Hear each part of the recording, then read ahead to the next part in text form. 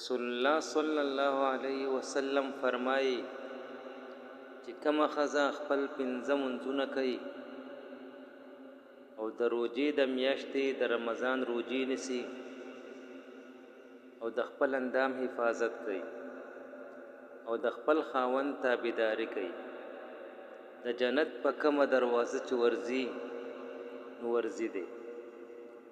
او بیا رسول الله مبارک فرمایي بهترین انسان په تاسو کې هغه دی چې خپل کور ښځې بال بچ سره ښیي او زه په تاسو ټولو کې د خپلې ښځې سره بیبیانو سره او د کور د خلکو سره ښیم. نو خاوند به ښځې سره ښه سلوک کوي، ښکلی ژوند به تیروي او ښځه به د خاوند تابعداري کوي، بغاوت به نه کوي، نو ښکلی ژوند به تیریږي.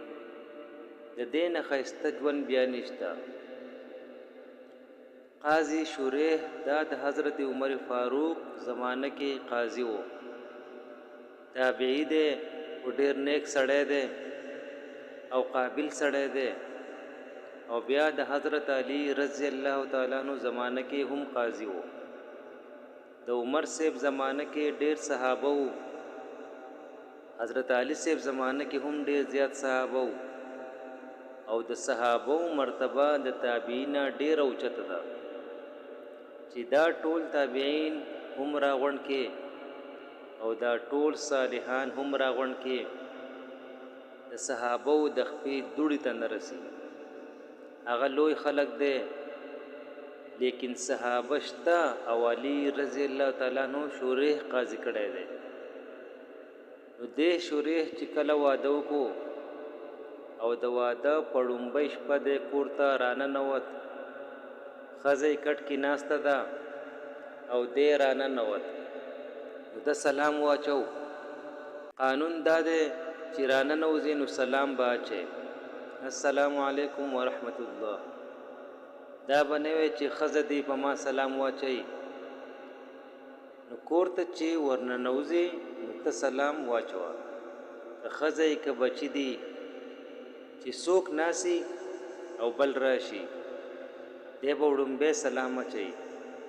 نو چې کور ته ځې السلام علیکم ورحمت الله، دی په وړومبۍ شپه چې دی ورننوت نو دی وی السلام علیکم. نو ښځه ورله راپاڅېده ودرېده اکرامن او تعظیمن. نو دی دې ښځې ته وایي صبر وکړه، زه یو 2 رکعته مونځ کوم. نو 2 رکعته نفل یې وکړل، د 2 رکعاتو نه پس یې دعا وکړه، ښځې سره په کټ کې کېناستو. نو ښځې له یې په تندي لاس کېښودو. نو هغه ورته وایي صبر وکړه، ما ته که اجازه دي چې زه هم یو 2 رکعته مونځ وکم. وی ډېره ښه خبره ده. نو ښځې هم 2 رکعته نفل وکړل او داسې وکړو اول، نو 2 رکعته نفل یې وکړل. الله په مونځ او په نفلونو خوشحالیږي چې الله خوشحاله کې نوی کور دی دی الله به درله پکې خوشحالي درکړي. نو د نفلونو نه پس واپس خپل پالنګ ته لاړه. نو شریح بیا د ښځې په تندي لاس راخ کو، هغه بیا وایي صبر وکړه. وی یو خبره درته کوم، وی زه د بل خاندان نه تا ته واده شوم، ستا خاندان جدا دی او زما جدا دی. ستا په خاندان کې ډېرې جنکۍ وي، تا لۍ درکولې او تا زه خوښه کړم. زما په خاندان کې هم ډېر سړي وو، زه یې غوښتم، زما مور پلار هغه یې خوښ نه کړل او ته یې خوښ کړې. زه هم د خاندان نه بهر واده شوم او ته هم د خاندان نه بهر واده دی وکړو. نو ستا د خاندان به جدا عادتونه وي او زما د خاندان به جدا عادتونه دي. زمونږ جدا رواج، ستاسو جدا رواج. رسمونه خو په هره زمانه کې یي، نو د دې نه مخکې چې ما او تا یو بل سره یو ځای کېږو نو یو عهد به کوو. هغه عهد دا چې ته ما ته ووایه زه ستا سره څنګه ژوند تیر کوم، خو ژوند به د رسول الله مبارک د سنتو لاندې تیروو. چې ته په ما داسې شرط ږدې چې هغه د پیغمبر علیه السلام د سنتو خلافي، نو په هغې باندې به زه خفه کېږم. او که ته وې دا به خامخا کې، نو لا یو بل ته نږدې شوي نه یو، ما له به طلاق راکړې، زه به درنه اوس لاړه شم. ژوند به د پیغمبر علیه السلام د سنتو لاندې تیروو. دویمه خبره و پکې نه وي، خو چې د سنتو لاندې ستا کم ذهن وي چې هغسې ژوند ستا سره تیر کړم، چې ستا څه خوښي هغه به درله پخوم، ستا کومه جامه خوښئ هغه به درله برابروم، که ستا خوښئ مور پلار کره به ځم، که ته وې مه ځه نه به ځم، که ستا خوښئ نفلي روژه نیسه نیسم به، که وې مه نیسه نه به یې نیسم. نو ما ته هغه ووایه. شوریح حیران شو چې خدایا عالم زیم، خلکو ته علم زخم، قاضي زیم او د صحابو فیصلې کوم. شوریح وړوکی سړی نه و، د حضرت علی او یهودي فیصله یې کړې ده. حضرت علی امیر المؤمنین دی، بادشاه دی، او د یهودي سره زغره ده. حضرت علی پې دعوه وکړه، وی دا زغره زما ده، یهودي وی زما ده. شوریح له راغلل، چې راغلل علی رضی الله تعالی عنہ یو ځای ولاړ دی او یهودي بل ځای ولاړ دی، په عدالت کې دواړه ولاړ دي. شوریح ته حضرت علی وی چې دې یهودي سره زغره ده او هغه زما ده. دې زمانه کې به بادشاه داسې وکړي. حضرت علی رضی الله تعالی عنہ په هغه وخت کې بادشاه و، په زور یې هم اغستی شوه او یهودي به صحیح چې د علي نه به زغره قبضه کړي، په یوه څپېړه یې هم اغستی شوه.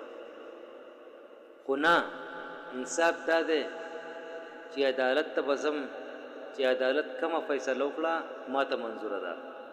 شوریح هغه یهودي ته وایي زغره وی سیب دا زما ده. قاضي شوریح علي صاحب ته وایي دوه ګواهان راکړه. هغه وی ښه، یو مې غلام دی آزاد شوی غلام، او یو مې دا زوی دی حسن. شوریح قاضي ورته وایي غلام خو آزاد دی ستا نه، د هغه ګواهي قبلوم، او حسن ستا زوی دی او د زوی ګواهي د پلار د پاره نه قبلیږي، بل ګواه راوله. وی بل خو نشته، یعنی دیتا انصاف وی. هغه حسن د پیغمبر علیه السلام غیږه کې لوی شوی دی، هغه به څنګه دروغ وی؟ خو دلته د شریعت قانون دی، د زوی ګواهي د پلار د پاره نه صحیح کیږي. حضرت علی صاحب پوه شو چې زما سره خو بل ګواه نشته، دغه یو دی او د زوی ګواهي نه صحیح کیږي، دوه پکار دي. وی یهودي له به قسم ورکو. یهودي ته یې وی قسم وخوره. هغه یهودي قسم ته تیار شو. چې دا خبره یهودي واورېدله نو یهودي حیران شو، وی لږ صبر وکړه صاحب، قسم نه صبر وکړه، دا څنګه اسلام دین دی؟ علي صاحب خو زما نه زغره په زور هم اغستی شي، په یوه څپېړه یې هم اغستی شي، ما جیل ته هم اچولی شي.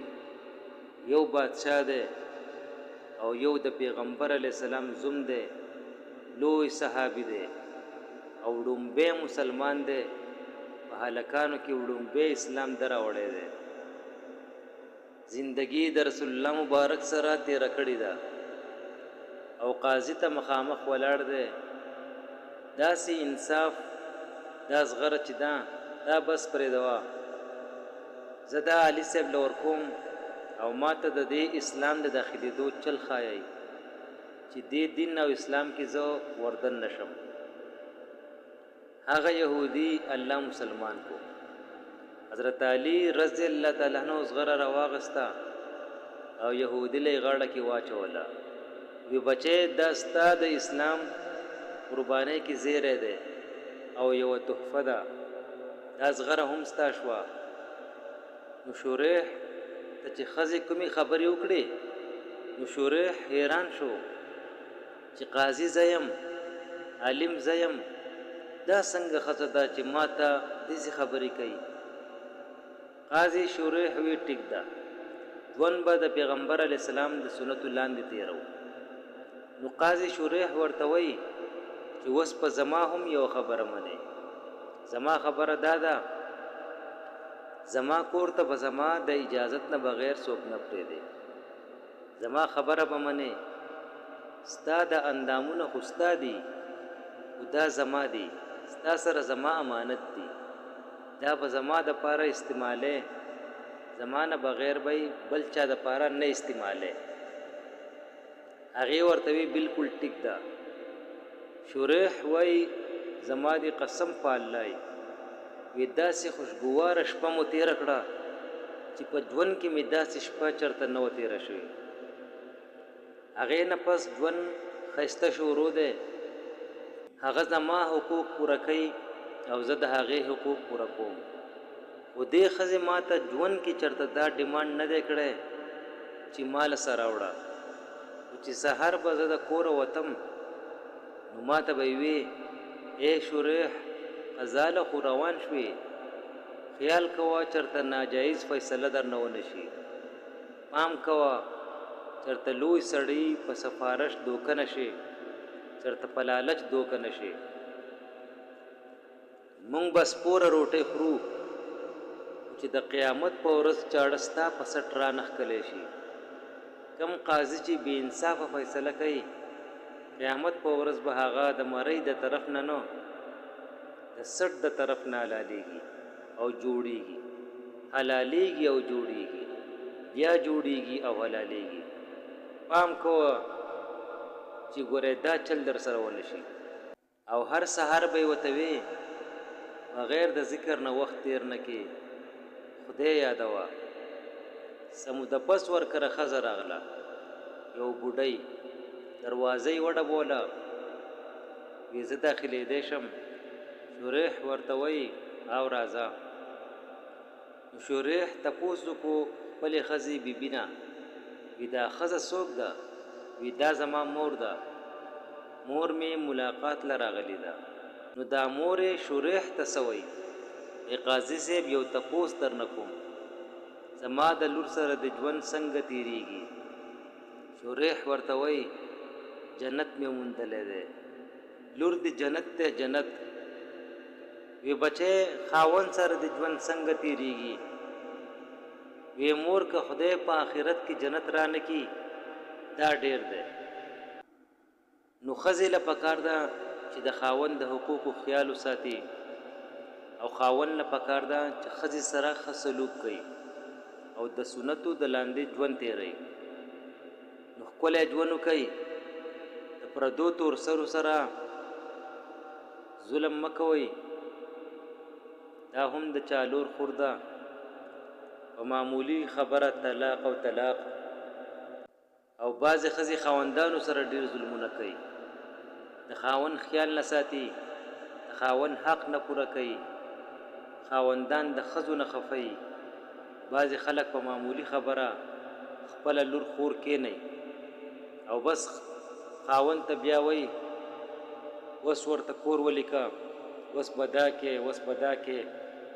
نو ولې دومره ظلم کوئ؟ بس چې کم مهر شرعي شوی دی هغه ټیک دی که نه؟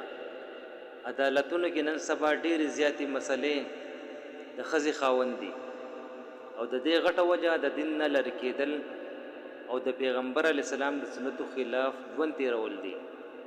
نو ښځو له هم پکار ده چې د خپل خاوند خیال وساتي، چې د کوره یو ځل ووتې بس د دې خاوند پلار ستا پلار دی، د دې خاوند مور ستا مور ده، د دې خاوند رونه ستا رونه دي، د هغه خویندې ستا خویندې دي. ښکلی ژوند تېروه، سخته ځان له ورکه، خفه مه راځه، د پلار په کور مه کښېنه. قسم په خدای د 100 روپو خاوند د 1 کروڑ روپو د رور نه بهتر دی. دا رونه خویندې ساتي، خو چې کله واده وشي بیا په خویندو څوک څه کوي. رور خور نه ساتي، بیا به پردی کوڅو کې ګرځي. نو دا نه ده پکار خاوند دې هم ظلم نه کوي او ښځه دې هم ظلم نه کوي. چې د شریعت مطابق ژوند تیر شي دا مزیداري خوشګوار ژوند. یا به 10 ورځې ژوندي، یا به 20 ورځې ژوندي، یا به میاشت ژوندي، یا به کال. د دنیا څه ژوند دی؟ تر څو به انسان ژوندی؟ دا دنیا ډیره فانی دنیا ده. دا په تکلیف تیرول نه دي پکار، ښه په خوشحالۍ تیرول پکار دي.